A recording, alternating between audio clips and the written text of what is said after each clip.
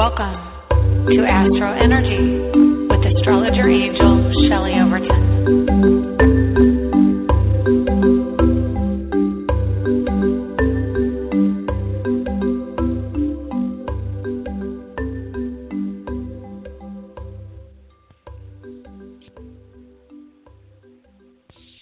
Hi, this is Shelley Overton. I'm an astrologer in Orlando, Florida, and you are listening to the AstroEnergy show for September 27th, 2016. I feel like it was just yesterday that it was January. How is this year going by so quickly? Can't even get my words out here. Anyway, welcome. I hope you are having a good week. It is a very busy, intense week. We've had a lot going on. We've had planets changing signs. We've had debates. We've had, sadly, more shootings. And we've had divorces. We've had Arnold Palmer pass away this weekend, which really honestly makes me very sad because I grew up with Arnold Palmer. My dad was a big golf fan. And not only that, he shared my birthday of September 10th. So he's kind of one of the quintessential figures growing up, and also he lived in Orlando, Florida, and he started the Arnold Palmer Hospital for Women and Children over near downtown, actually not far from the Pulse nightclub. So it was so funny. I was going up the highway last year, and it was my birthday, the day before my birthday, I think, or my birthday, and there was a big billboard wishing Arnold Palmer a happy birthday on the side of the highway. So definitely I have a strong connection to him. And the fact that he was a Virgo and started a hospital doesn't escape me. And he was also very generous with children and his time and volunteering, the whole, what do you call it? It starts with a P. Anyway, when you give money to charity, philanthropy, that's it. The whole philanthropic thing, he was very generous that way. So I've had people I know actually have interacted with him and said he was a very nice man.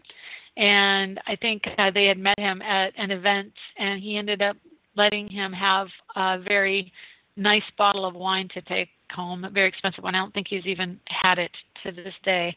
But anyway, I just wanted to take a moment and recognize Arnold Palmer because I think he was a wonderful man and a great example of a caring role model. So anyway, he passed away the 25th, I believe, 2 days ago. So wow, what have we got here? We had Pluto go direct yesterday. And, if you want to call in, the number is 347-994-3365. And right now is a really good time to get in because it's kind of open, and I was scrambling to promote the show the last minute before it came on. So I don't know how many people actually realize that it's on right now, but usually they find us by the bottom of the hour so we can have some readings and everything. But anyway, so yesterday we had Pluto go into go direct motion in Capricorn, and so that was a pretty big shift. Honestly, it wouldn't surprise me if there were some earthquakes or natural disasters happening, because every time Pluto changes direction, some information comes out that we didn't know, or something with the government, or the earth shifts, because it is a very major change. That may actually have been put off until today, because quite literally Mars just went into Capricorn himself this morning at, let me find out here, 27th at 4:07 a.m. Eastern Time and 1:07 a.m. Pacific, which would be 9 a.m. Greenwich Mean Time if you're listening in England or anywhere in that vicinity. So what does all this mean? Well, let's take a tour around our zodiac, and we'll find out what some of it means.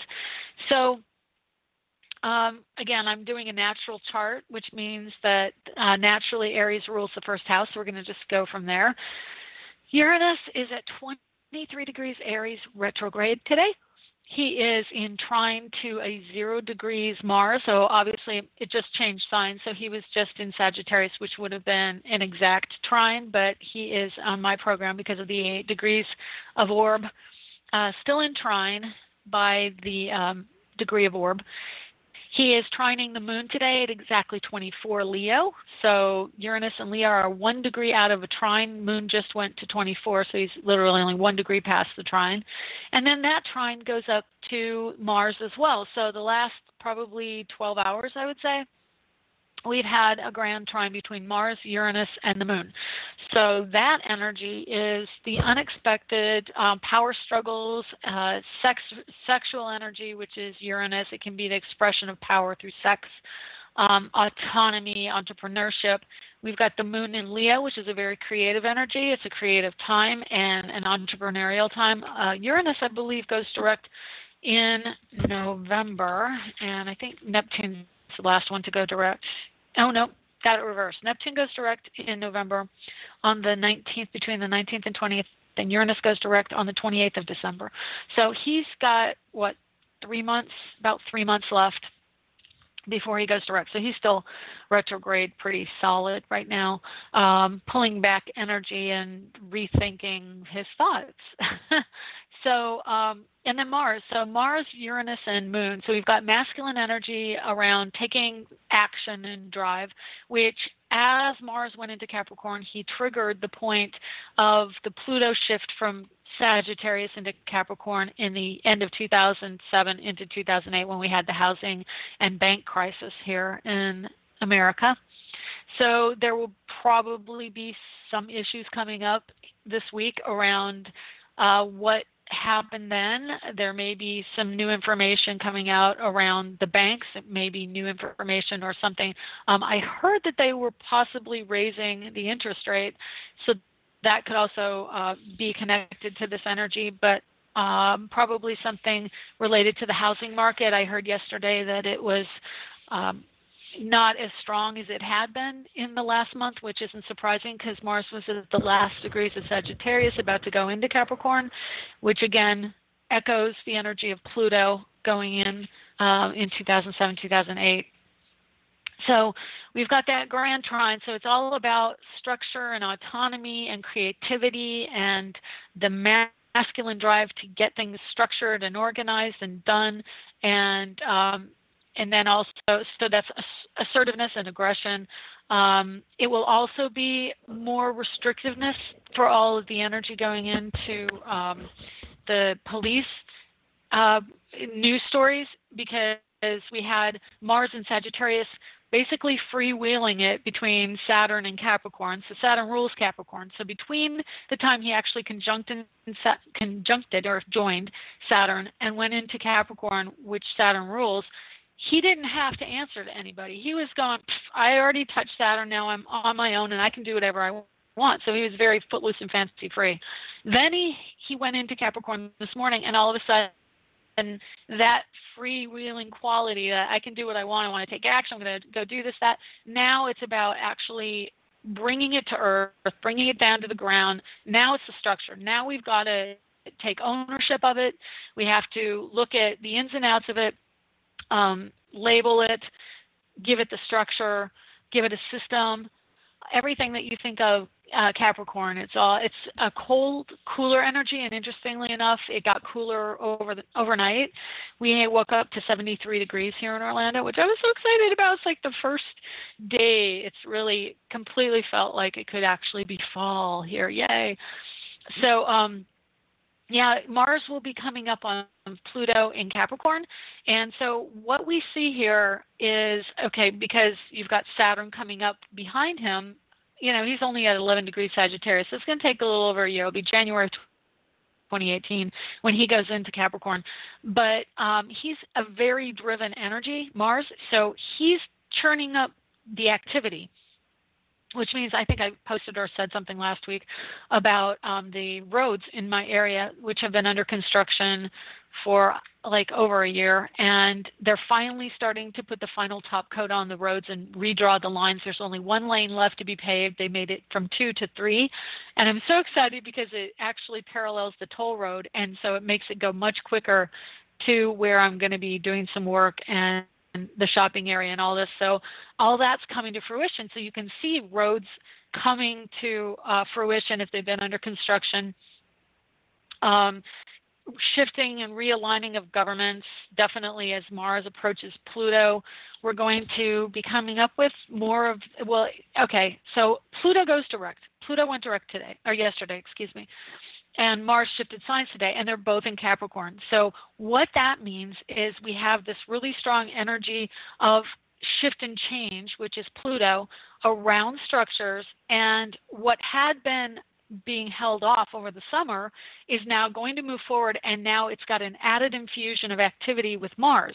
So between the time that he just went in today and the time he actually joins up with Pluto completely, I'm just looking it up here for you, which is going to be around the 19th of October. Between now and the 19th, it is a fabulous time to really get the last bits of things done with whatever project you have, the endeavors that you've been really focused on that may have not gone the way you wanted, and maybe it was even a project from last year that you were getting done, and then lo and behold, Pluto went retrograde and suddenly things stopped or halted, or you had to go back and redo things, or maybe you were not sure you wanted to go forward with it, or there was some type of renovation along the systematic lines. Today, it all begins again, and we're building it. It's going. It's happening. Saturn is now sextile in, a little bit of wide orb, but still sextile by orb nonetheless, 8 degrees in Jupiter, and he's definitely in sextile to the Sun. So now Jupiter is also very active, and he's in sextile to his Saturn in Sagittarius energy. So that's a really positive thing. We've got partnerships coming back up to the fore. Things are going to happen with partnerships. It's going to be a really, really strong time of growth and moving forward and connecting and getting it done. Now, that being said, we also have Jupiter in Libra and Sun in Libra squaring, squaring Mars and moving into square with Pluto. So we've had a lot of activity with Uranus squaring to Pluto in the last couple of years, and that has finally resolved for the most part, with Pluto still at the last degrees where he actually did square to Uranus at the end of last year in November. But he's touching on that same degree, but Uranus is off to greener pastures, even though he kind of wants to think back on some of those times and get what he can, learn what he can from it, because he's still within orb a little bit. Let's see, he's 9 degrees south, so he's not within orb, but he's retrograde, which means he's moving back towards that 14, 15 degrees where he actually squared Pluto. So he's going back and he's kind of looking and learning the lesson, but Pluto is still kind of reliving that shift. So Pluto has to go through, and for you in your chart, wherever you had these strong difficulties over the last couple of years, it's like a wrapping up and saying, okay, I got that lesson. I get it. I can't do this anymore. I'm letting go, which is a huge Pluto and Capricorn energy. I'm letting go. I'm moving on. I'm done with that story. But Mars just got into Pluto or into Capricorn, and he's approaching Pluto. So he's going to be the impetus to actually manifest everything that we've been really working for and striving to create and change over the last couple of years. So we have Venus at 4 degrees Scorpio, and she's been trying to a 9-degree Neptune, retrograde in Pisces. And so that is your desire nature. Pisces is your subconscious, the subliminal, the vision that you have for something that is very connected to spirit and spirituality and vision, your deepest desires. And then Venus is more of a superficial desire generally, but she's in Scorpio, which is deep desire as well. So it's honestly kind of a similar energy. They're both in water signs. They're both digging deep. Our desires are really coming up strongly right now. And the beauty is that we are getting Saturn on board. Venus rules Libra. Jupiter and Sun are conjunct in Libra right now. That is ego. That is expansion and truth, spiritual truth, fortune, the great benefic. And they're in sextile to Saturn, which is creating the structure and putting out the effort, wanting to make things go, wanting to get things done. So there's a really strong energy around utilizing our belief system and moving forward and knowing things are going to be okay. That's the faith energy. Really strong faith energy, working together with other people. If you've got other people coming into your life, partnering, great time to connect to them and to get it done and do it now. From now until the 19th of October, it's about partnering, getting it created, and manifesting. We'll look at it again when Mars gets past Pluto, but for right now, the approach to Pluto is so powerful because we are creating the structure right now. It's happening. And then we've got that desire nature of Venus sextile Neptune. Even though Neptune's retrograde, puts Neptune in a great position to really see the truth and not be as deluded about things. So when you have Venus in trine to Neptune, you are basically seeing what it really is. And then, of course, Neptune will go direct in October, and so then you'll get a little bit more like dreamy, that kind of accepting anything and not really worried as much about the details, and trying to be realistic as much as really getting into the emotional, visceral feel of how that love is, when you've initiated a new relationship. So there are a lot of really awesome energies going on right now. Even though we have Sun conjunct Jupiter squaring Mars and approaching a square to Pluto, that energy just means that there is some kind of organizational, systematic shift that we have to attend to, some dynamic of ownership that we have to figure out with what it is we want to do in the desire nature, in that realm of love, marriage, partnership, and how we want to create that. And I have something in my life going on this week I'm going to be focusing my attention on in a partnership. Well, I'll let you know when it actually comes more to fruition. I may have mentioned it before, but I have a friend I'm doing some partnering with. So that actually is getting brought back to the fore right now, which is really awesome because we've got Jupiter conjunct Sun creating that vibe around wanting to partner, and then we have Venus in Scorpio, which is commitment to that partnership.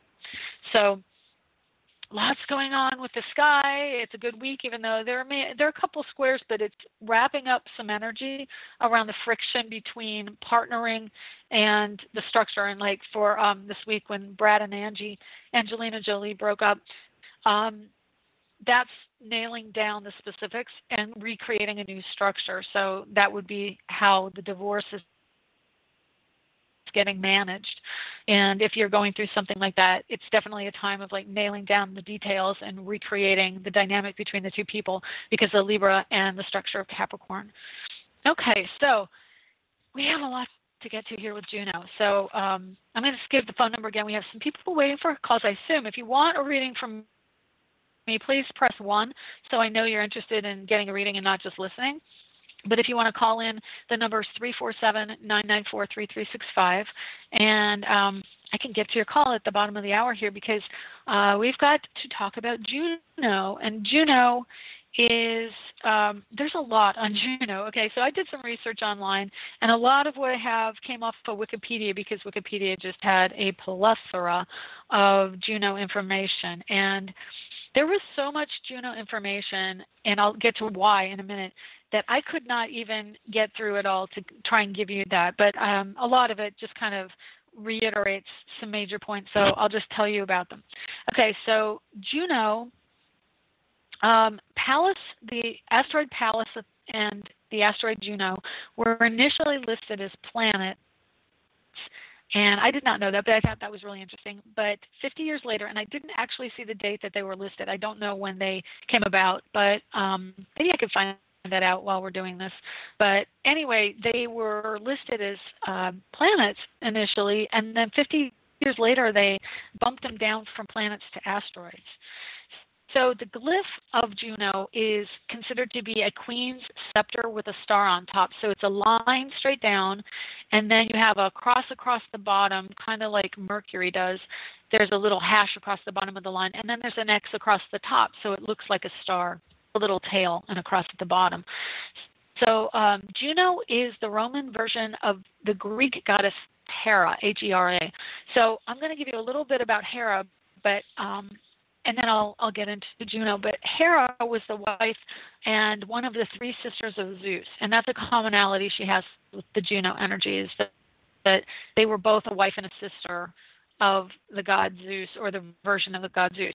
She is seen a lot with a cow, a lion, or a peacock, and they were sacred to her.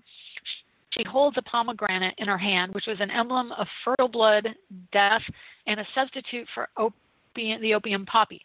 This is where I believe she diverts from the Juno energy. And in reading this, even though they say she was based on, a lot of Juno was based on Hera, the energy of Hera is much more about the energy of Scorpio, because it says here Hera was known for being jealous and vengeful in nature against Zeus, his lovers, and his offspring or children, and against mortals who crossed her, which is a complete hallmark of a Scorpio energy, that is jealousy and vengefulness.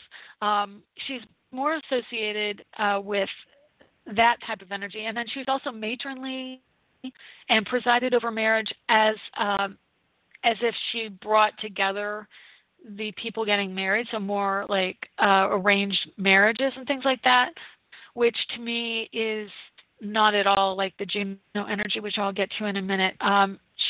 She hated Paris for choosing Aphrodite or Venus as the most beautiful, and so in other words, there was a Greek mythology that Paris, the god Paris, wanted to find out who is the most beautiful woman, and I believe, I'm a little fuzzy on it, but I believe gave the apple to Athena, who is also synonymous with Venus, as the most beautiful, and it was between three women, so I think Hera was one of the women. So she was very jealous and not very happy, which, if you know archetypes in astrology, Libra is ruled by Venus, and Venus is very feminine and loving and rules marriage and partnership.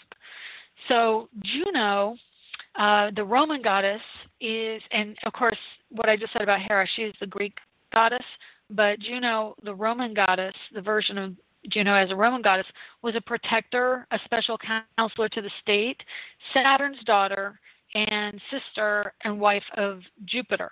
So Jupiter and Zeus were synonymous, and he was considered the chief god. She is the mother of Mars, who's a god of war, and Vulcan, who is an icon of thinking. I mean, we all know the Vulcan, the most famous Vulcan, Spock. So she looked after Roman women. She was a patron goddess of Rome and the Roman Empire. She was called Regina, so it was Juno Regina, which is another name for queen. She was worshipped in a triad with Minerva and Jupiter. So Jupiter was her husband and her brother, which would also indicate to me there is an archetype, a bit of an incestual archetype that goes along with her if you're looking into charts. If she falls in certain aspects with, say, Venus or Mars or, anything, moon, things that would indicate, or in a specific house to marriage and partnership, that kind of thing, and maybe, or the house of the brother, somewhere in the fifth house or possibly the third house. The fifth house is more children, but it's also, it can be a masculine energy around children. So it just depends on how they all come together. But let's see. So, and Minerva was the daughter of Jupiter, and so that was a whole other interesting story, very lengthy, but you should look it up if you want to find out more. But it was, I mean, I'll just synopsize that basically there was a woman named Metis who was connected to Jupiter romantically, and she was difficult, so I think he didn't know how to handle her. So according to mythology, he ate her or swallowed her whole, and then inside of himself she was building armor, and then to relieve the headache he got for having her inside of him, his head was split open, and out of that wound came Minerva, who is his daughter, and she was ready for battle, but she became one of the triad that ruled over Rome, and there was a building, I don't know if I have it written on this page, it was something like Capitoline of Rome or Du Rome or something like that, where it was a building dedicated to the three of them, Jupiter, Minerva, and Juno. So let me see here. I've got to catch up to where I was. Okay, so she carried a shield and had a warlike aspect. She wore, in depictions of her, she wore a goatskin cloak, which was adopted or assimilated from Hera, that imagery. And then she was also depicted with a peacock. Her name was thought to be derived from the word love. She is also connected to the ideas of fertile time and vital energy.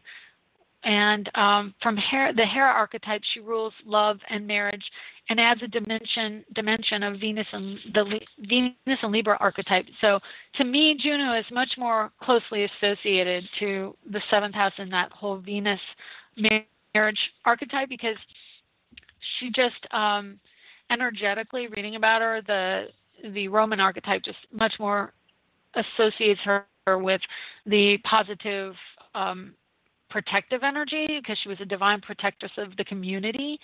She embodies the vital force energy and eternal youthfulness. She was a sovereign, and she ruled fertility, and she's associated with the military, probably, which also came from the energy of Hera. In Italy, okay, here it is, I think, the ancient, so I don't have it written down, but the ancient towns were named for her, including Populona, or she who increases the number of people, which is taken from Wikipedia, associated with the rites of purification and fertility. So she kind of rules over marriage and children, which is a really good energy to invoke if you are looking to have children. They are digging some kind of deep hole across the street for me. I don't know if you can hear that noise banging across the street, but if you do, that's what that is. So there were epithets. Now, an epithet is a quality or character of a personality that is associated, and so she had many epithets. And an epithet can also include titles or names associated with that particular name. There were so many epithets that they had. I mean, I listed them here: Juno Regina, Juno Monita, Juno Curtis, Juno Caprotina, Juno Sospita, and Lucina. Oh, and here it is. The triad is the Capitoline triad of Rome. So there are many, many different associations of Juno to other energies and other, to places, to included in their religion, that it was very difficult to get just one personality. And because of that, there are different scholars, modern scholars, who debate because of the complexity of the imagery of Juno. But that being said, the basic archetype is that she is the ruler of marriage and fertility, youthfulness, vital force energy, and in some instances, the military. So she also can rule over giving birth, due to the connection to, I'll read this, that she was associated with the name Lucina, which expresses two characteristics: moon cycles of renewal of time in the waxing and the waning of the moon, and protection of delivery and birth of children. She who brings vital energy and vigor to the newborn. So she is very strongly associated with children and birth and fertility, which I find really interesting that I'm doing this on Juno, because in the last week I've done numerous angel cards and I get fertility multiple times. So that can also mean fertility of ideas, since it doesn't necessarily relate to me in my life right now. It can be that fertility of bringing forth something, a newborn idea, which to me it absolutely does indicate that. She is associated with Janus, the god of passages and beginnings. She's associated with the month of February. So she has also been associated with the pairings of Juno and Jupiter, Juno and Janus, Juno and Hercules. And Janus was another god. I know that you may have heard of Janus funds. So there is a lot of symbology, mythology symbology out in the world today. But so I guess to synopsize Juno, it is definitely the asteroid Juno is about the fertility, about women, about marriage, love, new vital force energy, and some symbology of the military. So it almost represents the cusp between Virgo and Libra, bringing in that military energy, but definitely I would think more connected to like a Libra archetype. But yeah, she's kind of a reinforcement of that marriage archetype in the chart. So anyway, that being said, I think we've gotten everything out that I wanted to say, so we're going to take a break and take some calls. So we'll talk to you soon.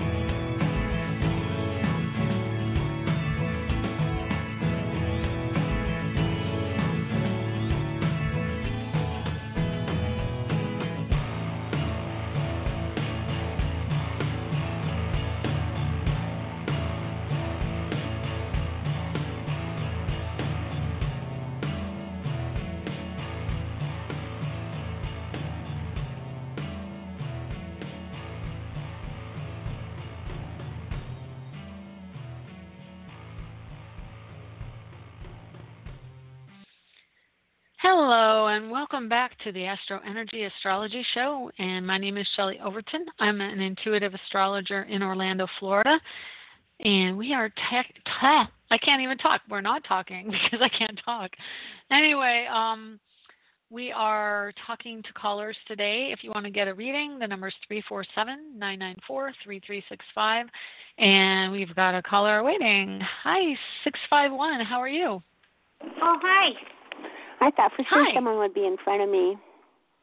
No, today, I don't know what it is. Maybe it's just I put it up too late, but we don't have a whole lot of callers today, so it's good great. for you. You've got some time with me. Yeah, I can spend a little extra time. Thank you. Well, yeah, the main question, like at the top of my list, like the last 2-3 weeks have been feeling like on the verge of tears or, just these emotional meltdowns by myself and then this internal, this not internal pressure, but like this pressure like something is going to blow open any minute. Yeah, that's Pluto going direct. Yeah, that energy was really intense recently. I mean, I was feeling it. I talked to other people. They're going, wow, I feel so depressed. I'm so low, and yeah, it was. And it was Pluto slowing down to turn direct.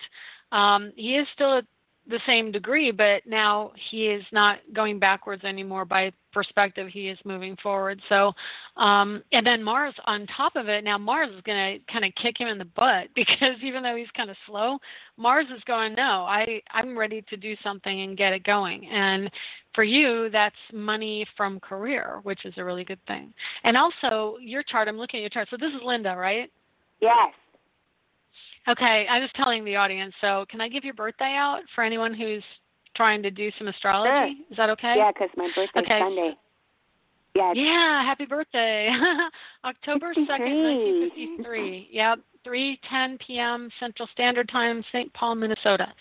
So, so you're coming up on a solar return. And then you've also got today, you've got the moon at exactly the same degree as your natal Pluto at 24, which, let's see, so Mars is at 0 Capricorn, which does not square. It actually is just past a trine to your natal Pluto. And then you've got Pluto at 14, so he's right on your natal moon as a trine. Or let me see, Leo, Capricorn. No, I'm sorry, he's in conjunct. So that probably was a big part of your sadness as well, is that in conjunct with Pluto going direct on your moon, and then the moon on your natal Pluto. You've got a double connection, actually triple connection, because natal moon is in conjunct to transiting Pluto.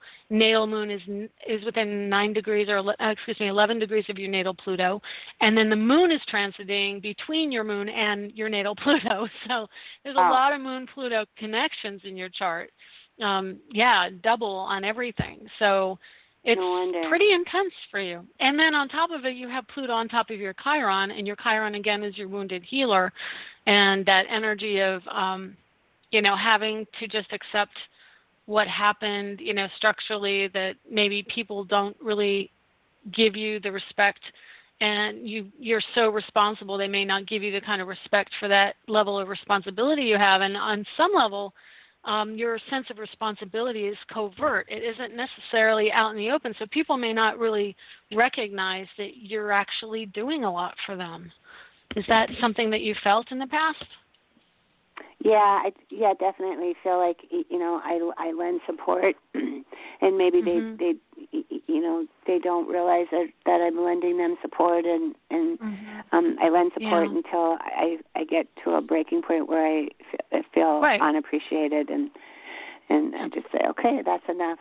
But it's just it's kind of natural in my energy too, because of the I think of my own vibration. Mm-hmm. Well, your Chiron. Oh, go ahead. Well, because the last 3 weeks have been just swirly on top of the sadness and the depression. And the interesting thing about this Chiron, that we talked about last week, I've had a couple conversations with my mother, who's going to be 85, and she is reminiscing a lot. And one of the things that she was reminiscing a lot about was the stuff with my dad's alcoholism and how violent and crazy that was. And it was interesting because she was talking about a lot of things and remembering a lot of things clearly. And one of the things we talked about was when my brother was born, he's 14 years younger than me, and the big blowout that went on because she came home and said that the doctor thought it was going to be another girl, and he had 3 girls at that point. So while she was tracking all this stuff really clearly, I said, what happened when I was born? And I could feel her.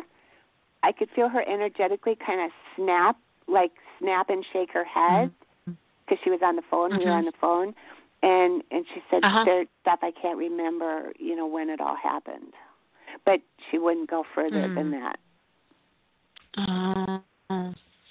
Wow. Well, there is definitely an energy of bringing out the truth, and I think Mars around the 20th of October, when it joins up with Pluto, it's going to join up right there close to your Chiron, and that's taking the action. So if you push her well, you might need to wait until Mars in Capricorn gets to 11 degrees, or excuse me, let me see, 11, which is the cusp going into the 12th. When Mars gets up to Pluto, I'm telling you, everyone's going to start finding out secrets, because really, it's kind of like because Mars is action and activity, and because Pluto, okay, let's be honest, Pluto keeps secrets, but Pluto also likes to get to the heart of the matter and the truth. It's a great researcher. That's the energy of Scorpio. So it is the troubleshooter and the detective. So it wants to find out the truth. Mars wants to take the action. So when Mars gets up on Pluto, if you push her a little bit harder, you're going to get what you need, because you've got a tremendous amount of power between the aggression, god of war, joining up with Pluto, which is plutonium. It's like shaking the structure. And I can tell you that as a society, or even a world globally, issues are going to be coming out like crazy when Mars gets to Pluto. All the things that were hidden, probably a lot of the stuff around, the housing market and banking. But for you personally, what you want to know will come out if you push a little bit harder. That's what that Mars is going to do for you. So let me just look and see when Mars gets to 11, because after that point, Mars will be in your 12th house, and not just, and it's also Mars in Capricorn in the house of Aquarius, which is the 11th house, is going to be a seeker of knowledge. That's what Aquarius does. It's so curious. It's really the most curious sign of the zodiac. So you couple that energy with Mars, you're wanting to know the truth. You're wanting to find out the information. And so when he gets to that degree of Capricorn, it's going to be like you're going to push for it. And I think given your mom's advanced age, it would probably be wise, if you want to find out anything, to do it before, it's too late to do it. So it's going to be on, Mars hits 11 on the 13th of October, so about 2 weeks from now. And so there's definitely going to be this stronger push to really resolve, because Pluto's right on top of your Chiron. You're wanting to change that energy, you want to transform it and shift it, because it's really held you back psychologically and subliminally. That's been a huge detriment to you. And it rules your father, because it's Capricorn. It is about getting to the heart of the wounding that your father gave you. So, and if your mom can help. Because, there was an odd dynamic. I was the firstborn. Perhaps he was greatly disappointed that I wasn't a boy, but also, like we were talking about, when I was 18, I had a ruptured appendix, and the doctors didn't tell us it was ruptured, but I was in the hospital for 3 days, and my father used to call me in the hospital and say, "Why don't you ever call us? I'm sick, I'm running a fever." And he'd go, "Why don't you ever call us? Why don't you must not love me. You must not love me." He was and that whole thing, so drawing on, what he needed from me, like he just needed from me what I couldn't give him as a child. Ironically, I don't know if you recognize this ironically, but that's the reverse of what should be going on. Right. Normally the kid is like, "You don't call me. I'm in the hospital. You need to nurture me. You don't call me. Why, don't you do that? I don't feel loved." But he was doing it to you, which I found really interesting. That is the opposite of what it should have been. So that also gives me a clue to the relationship, and that you were probably the mom in a past life, and somehow we desperately needed your approval. So that could be a clue. Yeah.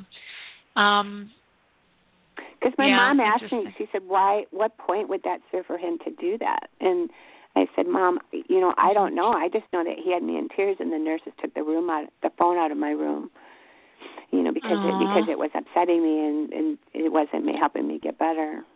But there was a lot of that in his alcoholism, like make me, love me, love me, love me. You must not love me. Tell me that you love me." And it's like, wow, this is weird. Even as a kid, I was like, this is crazy. Right. Well, okay. But it's a clue, right? It's interesting. Yeah. Oh, heck yeah. It's interesting in your chart, because you have Saturn, which is the father, at 27 degrees. You have Mercury, which is knowledge and information and awareness, in Libra at the exact same degree. So your thoughts and your subconscious and how you process things in your mind is extremely connected to your father. It's like you have have a similar mindset in a lot of ways, but you also have Neptune at 27 Libra, which is only 4 degrees before both of those planets. And Neptune is the planet of alcoholism. So you've got all of that right there, and there's like the way the communication was extremely difficult because the Mercury fell between the Saturn and the Neptune. So there was this desire, the ultimate desire, to have the structure benevolent and communicative and cooperative, but Neptune, which a lot of times Neptune will give you your dreams, it'll put them into fruition, but because it was right there next to your Saturn and Mercury and the nature of your father's disease, it definitely is the structure of alcoholism and escapism. So it's kind of like when you look in astrology, you look at the order of the planets, and it goes Neptune, Mercury, Saturn.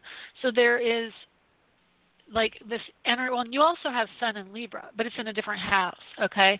So the Sun in Libra is actually in the house of your mom, so there's a really strong energy around identity to mom, which is good in a way, because I'm hoping that she gave you some sense of self and some sense of structure and love that maybe you weren't getting consistently from your dad. Is that true? I didn't feel it from my mom either. Wow, that's really sad.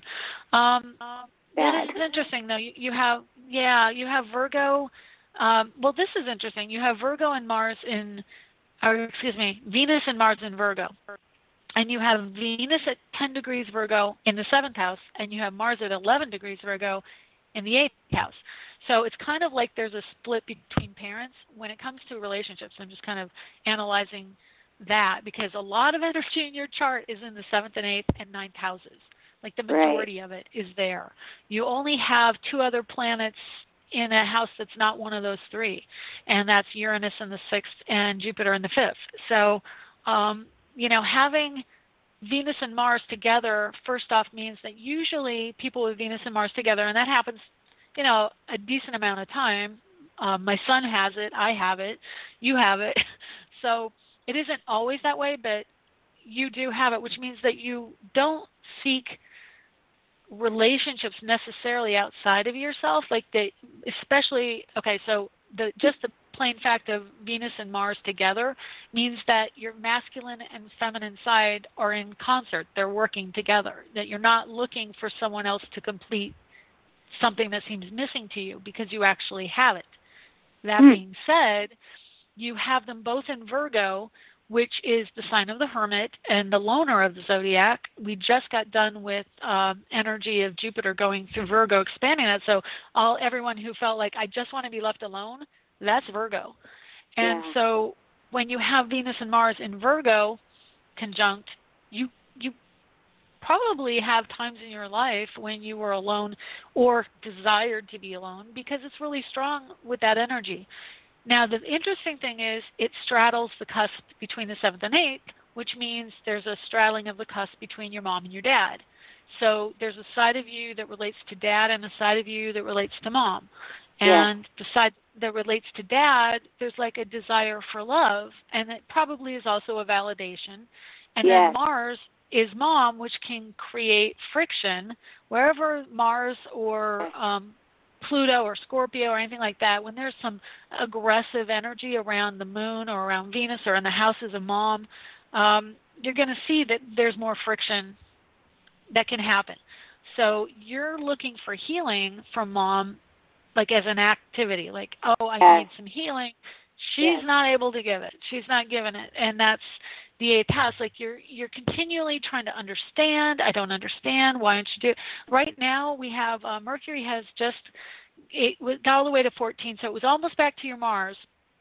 But now he's going forward, and he's going to be coming up on your Sun in the next, let me see, about 3 weeks. In about 3 weeks, he'll be right there on top of your Sun. So you're going to be able to express the things you need from mom, too. And what did I say? That's right around the same time that Mars is joining up with Pluto. So I think that's a really great time to get to the bottom of it. I think Mercury on your Sun in the house that rules your mom, which for me is the 8th house. It's one of the a couple of different houses that rules mom, but that's the one I look to for the dynamic of how you relate to mom and how you take your dynamic of relationship with mom and express it out into your relationships with a partner.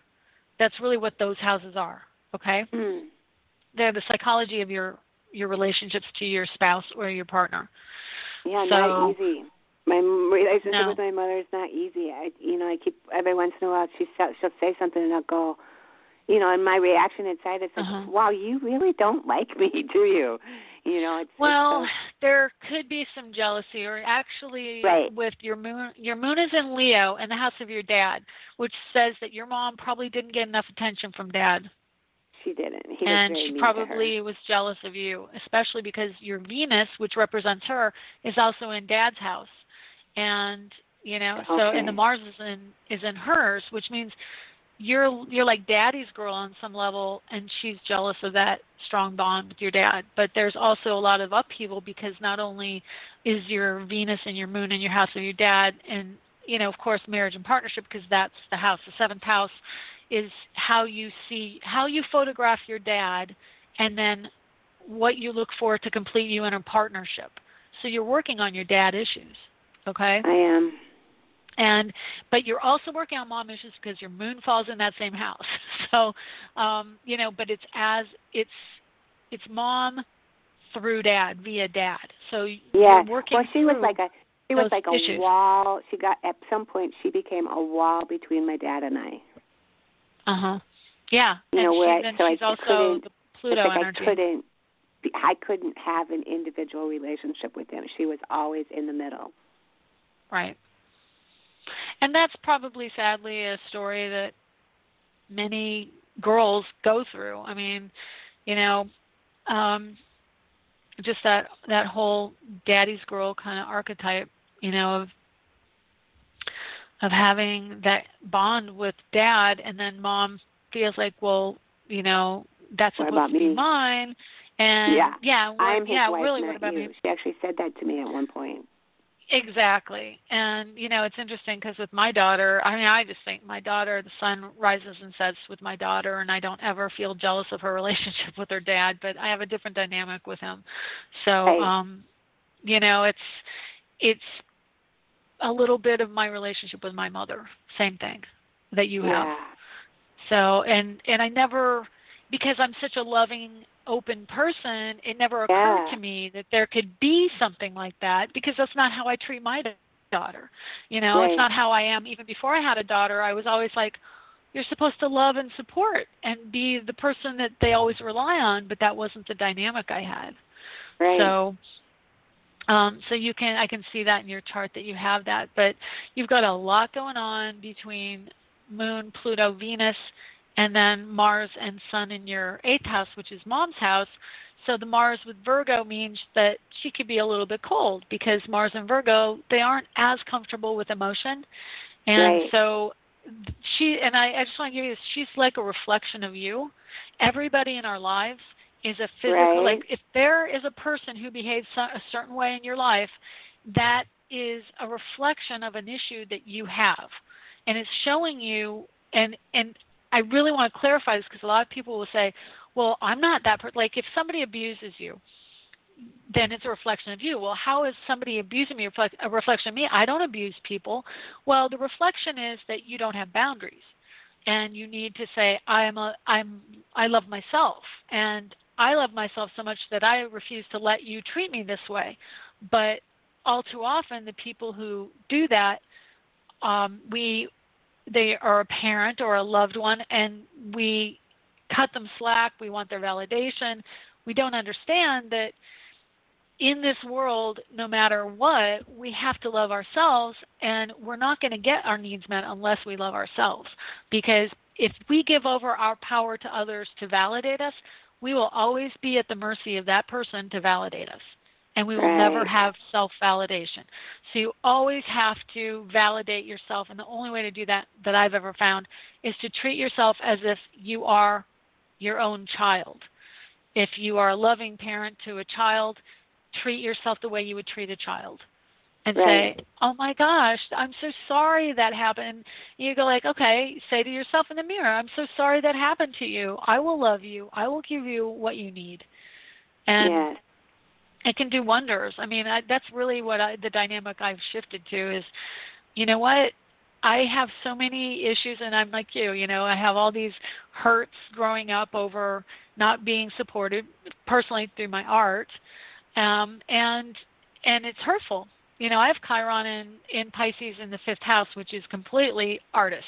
It's the artist Yeah. and Good for you. children and everything. Yeah. So my Chiron, my wounding is that I was an artist and was not really supported ideologically in doing that.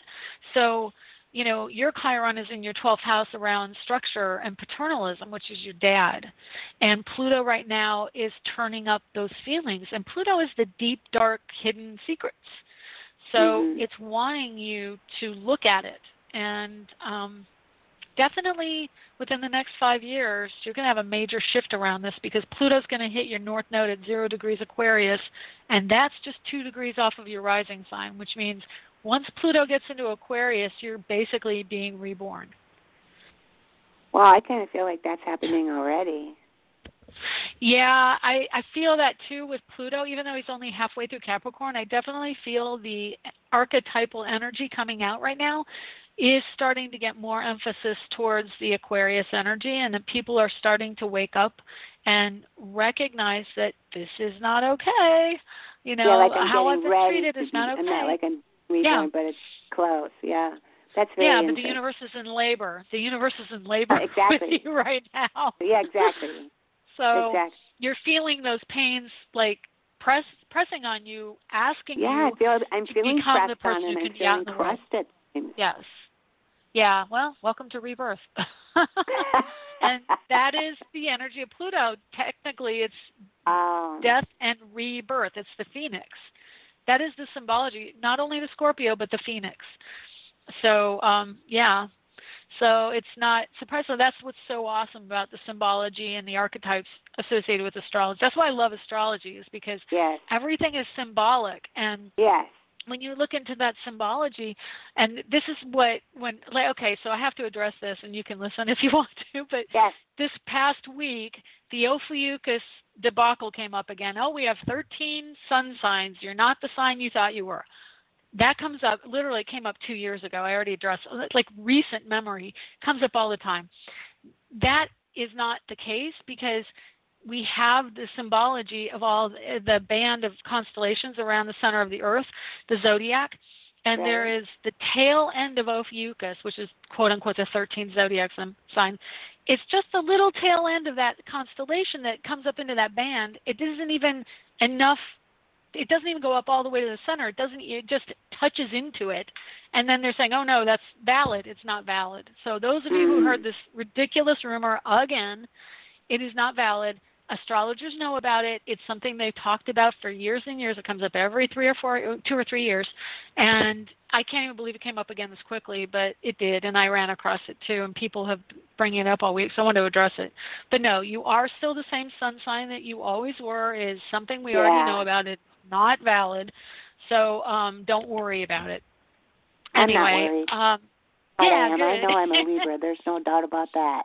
Yeah, and I hear that a lot, that people are really aware of their sun sign. They're attached to it. They don't want to change it. No. So, your energy for the next, let's see, what is this? It's about 7 years. Pluto will be going through your 12th house for 7 years. So, honestly, every summer when Pluto goes retrograde, you're going to be having some new internal things that you're going over. But I can tell you probably you only have 1 year left of the direct hit to your Chiron. And so I would give you that next year. I don't even know if Pluto will go over that degree. Let's see, he retrogrades back to 16. So you're actually done with it this year. He doesn't get to it. He will just touch on it, but he won't actually get all the way back onto your Chiron. He'll go one Okay. degree past it. So this is really the year to kind of pay attention to that because you are on your way towards getting rebirthed. And Yeah. it's going to be, I think it's going to be a really good transitional year for you. Jupiter's going to hit all those planets. In a year, Jupiter will be going over your Neptune, Mercury, and Saturn. And I think he will definitely expand some of those feelings and help you move on. And he's giving you some lessons. This is about learning. Okay? Yes. So this time next year, you'll be well on your way to like expressing who you really are in society when Jupiter gets to Scorpio. Okay? Okay. All right. Thank you so much. So thank you for letting me talk to you for the rest of the Oh, time. I loved it. Appreciate it. It's perfect. All right. Thank you. Have a great day. You're You welcome. too. Bye. Okay, so that's the end of the show. My name is Shelley Overton. If you want to get a reading, I would love to give one to you. You can get me at astrologerangel.com. And yeah, so we'll see you next week, and we'll be talking about the planets, and maybe I think I'm going to do Ceres, Ceres, next week. So yeah, we'll talk to you then. Bye.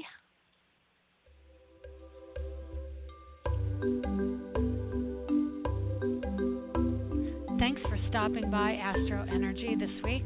If you would like to get a hold of Shelley Overton, you can get her at astrologerangel.com, on Facebook at AstroEnergy or Astrologer Angel. The music was provided by Kevin MacLeod at incompetech.com with additional music by Ironwood Rain. Check them out on the net at ironwoodrain.com.